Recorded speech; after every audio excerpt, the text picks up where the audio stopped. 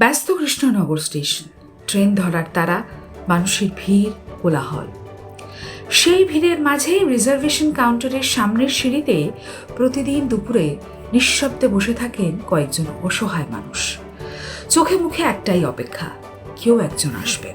দুপুর গড়াতেই সেই অপেক্ষার অবসান।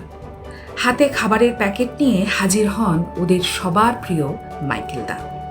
প্রতিদিন নিয়ম করে তিনি এই ভবঘুরে এবং অসহায় মানুষগুলোর জন্য পুষ্টিকর খাবার নিয়ে আসেন, নিঃশব্দে, প্রচারের আলো থেকে দূরে।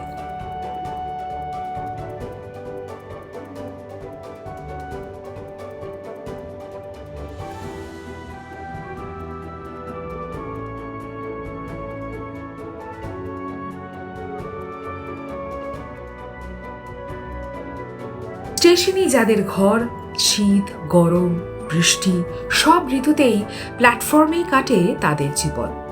কেউ মানসিক ভারসাম্যহীন, কেউ পরিবারহারা, কেউ আবার বয়স এবং অসুখে একেবারে অসহায়। সমাজের চোখ এড়িয়ে যাওয়া এই মানুষগুলোকেই নিজের আপনজন মনে করেন মাইকেল। যেতাম হচ্ছে খাওয়াতে, এবং সেক্ষেত্রে একটা ইন্সপিরেশন, সেখান থেকে অল্প অল্প করে কিছু সামাজিক কাজ করে এগিয়ে যাও। এবং যখন 23 সালে মা গত হলেন, তো সেই থেকে আমি স্টেশনে এলাম ওদের খাওয়াতে। তো এবং সেই থেকে জানি না আমার মনে জাগলো যে আমি আজ থেকে ওদের দেখবো। এবং আজ 23 সাল থেকে আজ 26 সালে পা দিয়ে দিয়েছি। তো এই 3টে বছর আমার কাছে ওদেরকে নিয়েই প্রত্যেক দিন দুপুর, সন্ধে, রাত বা কোনো সময় সকালের ব্রেকফাস্ট, এইভাবেই অল্প অল্প অল্প অল্প করে, হ্যাঁ, দুপুরের লাঞ্চটা রেগুলারলি ওদেরকে আমি এই 2 থেকে 3টের মধ্যে আমি এটা করাই। যারা খাচ্ছেন তারা বললেন যে আপনি নাকি ওদের ডাক্তার দেখানো থেকে শুরু করে আমি সব রকমের ব্যবস্থাই করি, ওষুধপালা থেকে শুরু করে সব রকম কিছুরই ব্যবস্থা করি। তখন ওগুলোকে পূরণ করার জন্য সবাই তো তার কর্মব্যস্ততা থাকে, তাই ওরা যদি খাবারটা গ্যাপ না যায় তখন আমরা সবাই মিলে করেই দিই, যেটুকু পারি।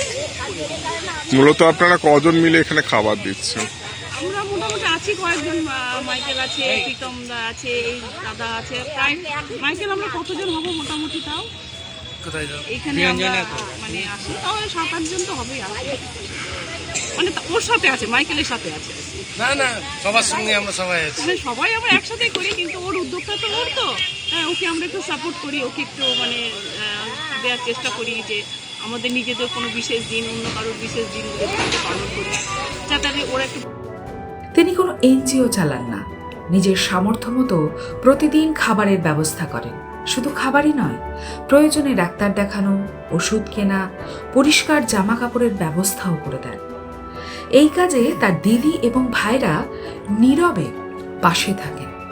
মাইকেলের উদ্যোগ দেখে স্থানীয় অনেক মানুষজন সাহায্যের হাত বাড়িয়েছেন। আজকের ব্যস্ত সময়ে যখন মানুষের দুঃখ এড়িয়ে চলে, তখন কৃষ্ণনগর স্টেশনের এই ছোট্ট উদ্যোগ যেন স্বামী বিবেকানন্দের সেই অমর বাণীকেই নতুন করে মনে করিয়ে দেয়, জীবে প্রেম করে যেই জন, সেই জন সেবিছে ঈশ্বর। নিঃস্বার্থভাবে অসহায় মানুষগুলোর পাশে দাঁড়িয়ে মাইকেল যেন বারংবার প্রমাণ করছেন, মানব সেবাই আসলে সবচেয়ে বড় ধর্ম। তার চেয়ে বড় কোনো ধর্মই হয় না। নবদ্বীপ থেকে দিবাকর দাসের রিপোর্ট, এক্সপ্রেস নিউজ।